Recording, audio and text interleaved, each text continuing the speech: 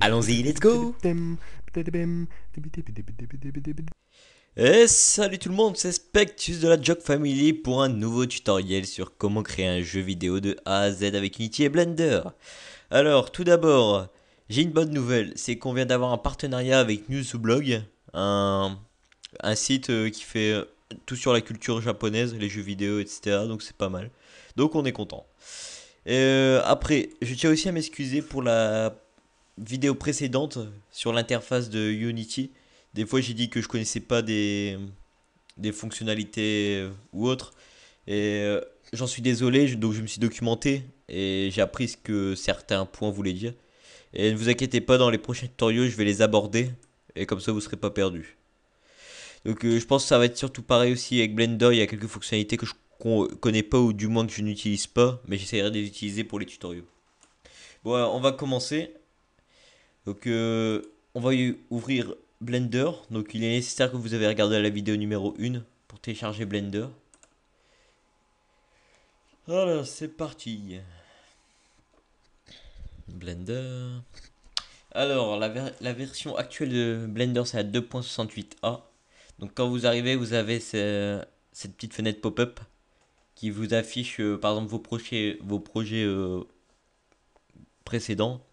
Donc, soit vous cliquez dessus pour choisir directement, ou alors vous appuyez sur le côté et ça vous laisse sur un nouveau projet. Donc, c'est parti. Aïe.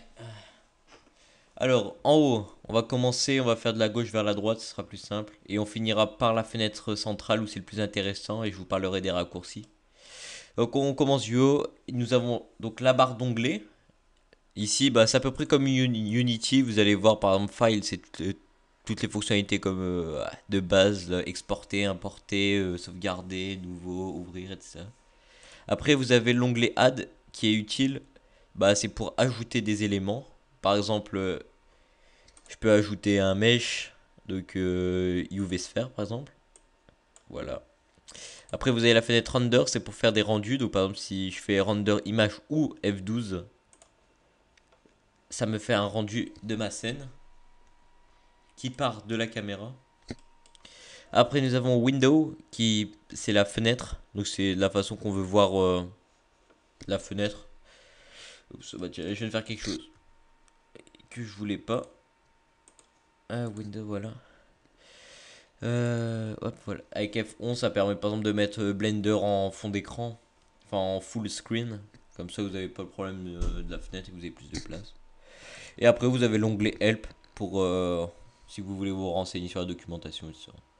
Après, nous avons cette partie-là qui, je sais plus à quoi trop elle sert, mais enfin, je l'utilise pas. Pour ça. Après, celle-là, c'est la scène. C'est pour si vous possédez plusieurs scènes, vous pouvez les ouvrir ici. Mais j'en utilise souvent qu'une.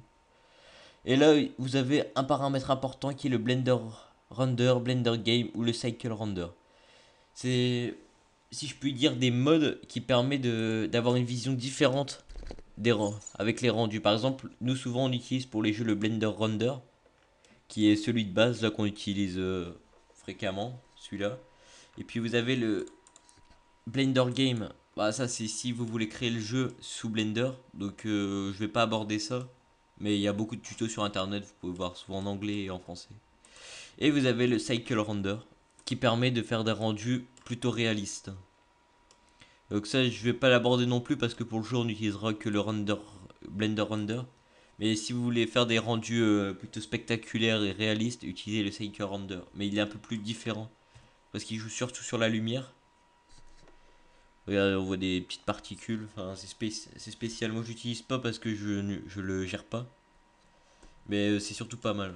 Franchement, c'est pas mal. J'ai déjà vu des images, des rendus. C'est époustouflant. Donc, on se remet en Blender Render. Hop. Et à droite, nous avons toutes les informations concernant notre scène.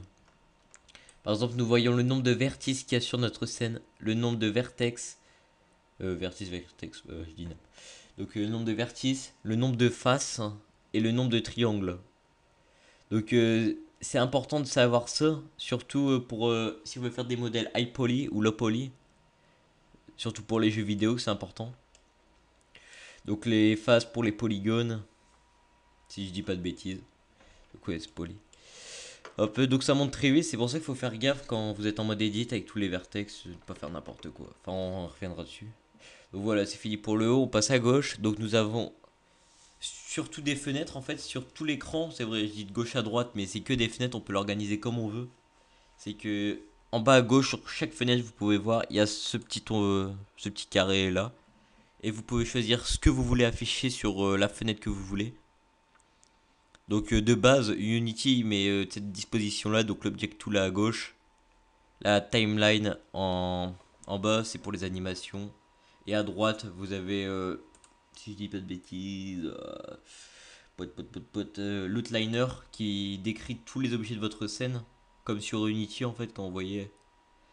Et après, en dessous, vous avez la fenêtre de propriété où vous modifierez tout ce que vous voulez sur l'objet. Donc ça, c'est comme l'inspecteur sur Unity. Donc l'object tool, c'est pour modifier sur notre objet, lui faire des... je sais pas comment expliquer ça. Des actions, par exemple là le translate qui permet de changer la position. Donc si vous utilisez translate, vous le bougez. Si vous utilisez la rotation, c'est rotate. Hop.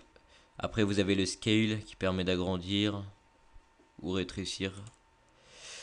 Après vous pouvez dupliquer, vous pouvez joindre des objets, faire un avec le shading, jouer avec le flate et le smooth, c'est-à-dire lisser l'objet ou le mettre brut, par exemple smooth. Voilà l'effet que ça rend.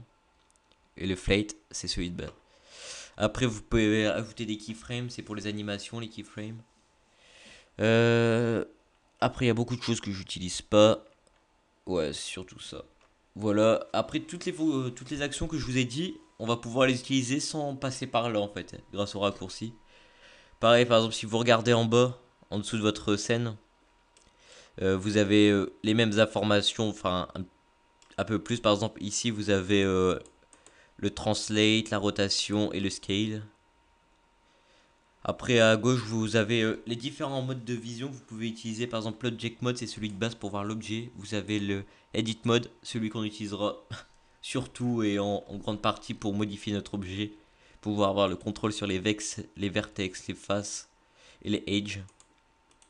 Les droites si vous ne connaissez pas. Donc pour modifier notre objet. Hop, voilà. Après vous avez le sculpt mode qu'on abordera aussi dans les tutos. C'est pour faire des formes, enfin faire des détails, c'est pas mal, mais assez complexe si on connaît pas, donc je vous montrerai. Après le Vertex Paint, c'est pour dessiner directement une texture. Non, c'est texture Paint pour dessiner directement sur l'objet. Après Vertex Paint et... Ouais, Vertex Paint, je l'ai jamais utilisé, donc il faudrait que je me renseigne sur les fonctionnalités qu'on peut faire avec. Et vous avez le Weight Paint, qui est pratique quand vous allez faire de l'animation avec les os. Ça permettra de mettre en peinture les endroits qui pourront être animés en fait. Enfin, je vous expliquerai de toute façon on l'utilisera. Donc voilà, après à droite vous avez les viewport shading qui permet de la façon de voir votre objet. Enfin, ouais, si vous voyez votre objet, si je puis dire. Donc par exemple le wireframe c'est le mode la vue fil de fer. Donc vous verrez votre objet de cette façon là, ce qui permet de voir en fait à travers. Après vous avez la vue Bounting Box, c'est-à-dire que tous vos objets seront faits en forme de cube. Enfin, c'est pas très utile. Après, vous avez le solide, c'est celui de base. Après, vous pouvez mettre votre shading texture, c'est-à-dire que vous verrez votre objet avec la texture que vous lui avez appliquée en UV mapping. C'est super pratique, hein. En plus, avec cette vue de texture, vous pourrez voir, par exemple, s'il y a des faces invisibles. Surtout pour les jeux, ce qui est embêtant sur Unity, si on a des faces invisibles, elles restent invisibles quand vous jouez, donc c'est vraiment nul, mais je vous montrerai comment éviter ce problème. Et vous avez le rendered shading, qui permet de faire un rendu, en fait vous bougez dans votre scène avec le rendu. Enfin ça fait laguer parce que il calcule à chaque fois pour avoir un rendu. Donc c'est bien quoi. On utilise ça surtout avec Cycle. Mais ça fait vite ramer et c'est embêtant quand on a beaucoup de face, de vertex et de tri. Alors voilà, après là, tous ces petits carreaux que vous voyez, c'est les layers, donc les calques où vous pourrez mettre vos objets. Par exemple, j'utilise M pour déplacer mon objet, hop, je vous expliquerai après face au clair raccourci. Et comme ça, vous pouvez isoler des objets pour travailler plus proprement sur une seule partie. Hop, toi je vais te remettre là-bas. T'étais bien où t'étais? Hop, voilà. Donc vous pouvez voir si vous avez mis des objets sur les layers, c'est si vous avez un petit point orange à l'intérieur. Puis après, vous avez le mode pour faire un rendu, pareil comme d'hab. Et là c'est pour faire aller la caméra. Enfin voilà. Donc après la barre d'en dessous, je n'en parlerai pas, c'est juste une fenêtre ajoutée pour les animations. Donc on n'a pas besoin d'en aborder maintenant. Et après vous avez les propriétés. Bah propriétés c'est comme Unity. Je peux pas vous expliquer 36 000 choses pour l'instant. C'est pour modifier les paramètres de vos objets, de votre scène, etc. Modifier par exemple la lumière. Modifier l'anti-aliasing. Mais si on veut mettre de l'ambient occlusion, changer la couleur du fond, etc. Les matériaux, les textures, les particules, les modifiers. Donc modifier, vite fait, je vais en parler, c'est ce qui permet de donner des effets. Donc par exemple, vous en avez plein, plein, plein, vous pouvez faire des recherches. Souvent, celui qu'on va utiliser, c'est le Subdivision Surface, le Solidify, le Mirror, qui est très pratique pour modéliser des deux côtés, mais de la même façon. Après, le Array aussi, c'est pas mal quand vous devez faire une suite d'objets identiques. L'armature, enfin plein de choses. Donc voilà, maintenant on va s'attaquer au raccourci. Donc notre fenêtre principale où nous voyons l'objet. Donc je reviens sur mon calque, voilà. Donc premièrement, ce qu'il faut parler, c'est du clic gauche. Si vous faites un clic gauche, vous voyez qu'un curseur 3D se déplace. Et ce curseur 3D, il permet de choisir la position où est-ce qu'on va faire apparaître nos nouveaux objets. Par exemple, j'ai mis mon curseur ici. Si je fais Add, Mesh, Cube, mon cube apparaîtra sur le curseur 3D. Et si malencontreusement, car nous avons tous l'habitude d'utiliser le clic gauche que le clic droit, et que nous déplaçons le curseur et nous voulions mettre un objet au centre, il suffit de faire Shift plus C, et ça met notre curseur au centre. Donc d'abord, pour vous aider là en parlant des raccourcis, je vais utiliser un add-on de User Preferences. Un add-on, c'est des plugins entre guillemets codés en Python qui rajoutent des fonctionnalités à Blender. C'est très utile, il y en a plein, vous pouvez chercher. Par exemple pour créer des arbres, etc. Ok, ça, si je me trompe pas. Voilà, 3D View. Et il faut cocher le Screencast Keys. Si surtout quand vous faites des tutos, ça permet hop, de mettre la fonctionnalité pour que toutes les touches ou choses que je toucherai sur mon PC s'affichent en bas à gauche de la fenêtre. Comme ça, vous pourrez voir ce que j'utilise. Donc, il suffit de. Avec la touche. Ouais, ah là là, j'oublie beaucoup de choses à vous présenter. Si vous appuyez sur la touche N, vous ouvrez un onglet euh, ouais, avec plein d'autres propriétés qui sont surtout au niveau des positions, des rotations. Enfin, c'est beaucoup plus précis en fait. Vous pourrez gérer à l'unité ce que vous voulez faire. Et donc, hop, nous pouvons lancer le Screencast Keys. Hop, et voilà. Maintenant, en bas à gauche, vous voyez ce que je fais. Hop, donc je vais l'agrandir.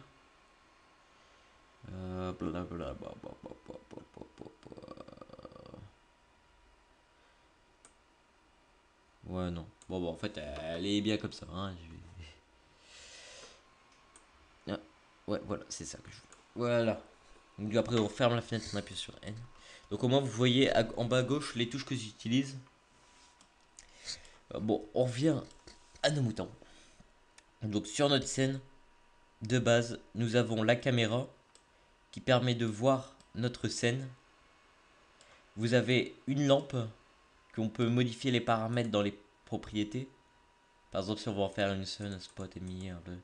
Bon, je reviendrai dessus de toute façon parce que le but c'est juste de faire une brève présentation de Blender. Donc je vais pas m'attarder sur les petits trucs. De toute façon, il va y avoir beaucoup de tutos sur Blender, donc vous aurez le temps de tout apprendre. Alors, donc ouais, vous avez la caméra, la lampe et vous avez un cube de base. Alors, par contre, les cubes, bah, c'est bien, on fait beaucoup de choses avec, mais si vous voulez commencer directement avec des autres mèches, et ben vous pouvez déjà effacer votre cube de base ou votre objet en appuyant sur X, et vous avez un petit pop-up qui vous demande si vous voulez le delete. Donc effacer, oui. Voilà. Hop. Donc maintenant, je vais vraiment parler des raccourcis. Donc déjà, j'ai pensé à vous, c'est que je vous ai créé un document texte avec tous les raccourcis que j'utilise souvent. Mais je vais en rajouter, de toute façon, c'est surtout pour vous commencer. Il vous sera utile, donc si je le trouve, raccourci Blender. Voilà, j'ai tout mis là-dedans. Je vais le mettre sur un hébergeur, comme ça vous pourrez le télécharger. Et vous avez toutes les touches, les combinaisons aussi à utiliser pour pouvoir faire des fonctions. Donc je vais vous le regarder tranquillement. Moi je vais vite fait vous montrer ce qu'on peut faire. Donc par exemple, effacer un mesh X, delete. Après, voilà, on efface, hop. Vous avez votre curseur au centre. Vous pouvez ajouter un objet en faisant Shift A, mesh, cube. Sur votre objet, vous pouvez passer en mode Edit Mode en appuyant sur Tab, excusez. Voilà. Et en mode Edit Mode, vous pouvez travailler sur votre objet, en faire ce que vous voulez. Donc vous pouvez modifier avec la touche G par exemple sa position. Vous pouvez par exemple avec la touche A tout sélectionner et désélectionner en rappuyant. Donc si on sélectionne tout par exemple, on peut faire un agrandissement, un scale en anglais avec la touche S. Vous pouvez faire quoi d'autre Vous pouvez ouais S, G. Ah, la rotation, ouais je suis bête. Rotate, donc avec R. Permet de bouger. Après, si vous trouvez que la rotation c'est pas comme vous voulez, vous pouvez faire des rotations sur les axes. Donc X, Y, Z qu'on voit en bas à gauche. Donc par exemple, il suffit juste d'appuyer sur l'axe. Donc par exemple X. Et mon objet va faire exécuter une rotation sur l'axe X, Y et Z. Donc ça marche surtout par exemple le déplacement et le scale. Voilà. Après, vous avez les modes de sélection avec B par exemple qui permet de faire un rectangle qui englobera tout. Vous avez le C qui permet de créer un cercle pour sélectionner. Après vous pouvez sélectionner avec clic droit. C'est vrai que j'ai oublié de préciser la truc de base, la chose de base c'est le clic droit qui permet de sélectionner. Hop, après la molette. Si vous restez appuyé dessus, vous pouvez tourner à partir du centre de votre écran. Avec si vous faites juste aller la molette vers l'avant ou vers l'arrière, vous zoomez. Si vous tenez le shift et vous faites aller la molette, vous avancez sur l'axe Z. Et si vous restez appuyé sur CTRL plus la molette, vous vous déplacez sur l'axe Y. Voilà, bon j'explique beaucoup de choses en vrac, mais faites pas attention, là c'est surtout une vidéo ennuyante, c'est juste pour vous présenter l'interface, mais le mieux ce sera à partir du prochain tutoriel, où on va vraiment aborder notre projet, et ça va être bien. Donc voilà, je vous ai présenté quelques raccourcis, de toute façon tout est sur le document texte. Si vous avez des questions, vous pouvez me les poser, j'y répondrai, pas de problème. Hop, après vous avez les loop cuts aussi, enfin il y a plein de choses. Voilà, donc pour terminer, je sais pas combien de temps j'en suis d'ailleurs. Oh, 19 minutes, oh là là. Donc ouais, pour terminer, je vais vous montrer vite fait ce que je peux réaliser avec Blender et que vous serez capable de réaliser par la suite. Et bien plus même, je l'ai fait en une demi-heure. Il faut que j'aille dans... Ah là là, niveau rapidité, c'est pas tout ça, hein. Voilà, rendu. Voilà ce que j'ai. Bah, par exemple, j'ai commencé, là, je suis en train de faire une modélisation de BMW Z4. Et là, j'ai terminé la modélisation de l'iPhone 4. Bon, je l'ai fait vite fait, j'ai oublié beaucoup de choses. Par exemple, la prise de recharge. La petite étiquette là, fournie par Apple. Et sinon, je vais modéliser ça vite fait. Je vous montrerai comment faire tout ça. Après les rendus aussi, je vous montrerai, etc. Donc voilà, j'espère que ce tutoriel vous a plu. Et on se retrouve dans pas très longtemps parce que je vais enchaîner avec premier tuto pour notre projet là. Et on va continuer sur Unity là. Là, ouais, j'enchaîne beaucoup de là. On reprend sur Unity et on va commencer avec notre personnage. Bon, à tout de suite. Ciao ciao, bisous bisous. Hasta la vista.